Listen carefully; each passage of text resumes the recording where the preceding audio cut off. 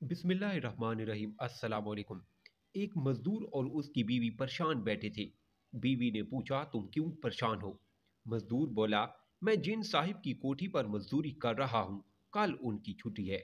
जिस दिन उनकी छुट्टी होती है, वो कोठी पर आकर एक एक इंच का जायजा लेते हैं। कोई नुक्स निकल आए तो ठेकेदार हम मजदूरों के पैसे काट लेता है। बस यही परेशानी है। और तुम बताओ, तुम क्यों परेशान हो? बीवी बोली, जिन डॉक्टर साहिबा के घर मैं काम करती हूँ, कल उनकी छुट्टी है। जिस दिन उनकी छुट्टी हो, उस दिन सर पर खड़े होकर काम करवाते हैं। कहती हैं कि एक एक टाइल में तुम्हारी शक्ल नजर आनी चाहिए। पता नहीं कल किस बात की छुट्टी है। उनका छोटा बेटा बोला, मैं बताता हूँ, कल यौम मजदूर है, इसलिए सब बड़े साहब छुट्टी करेंगे।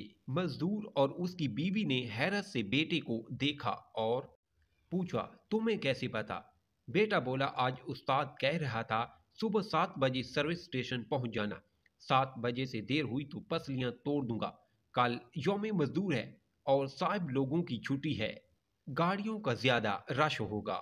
स्टोरी पसंद आई है तो लाइक और कमेंट करें। चैनल पर नहीं हुए तो सब्सक्राइब करें।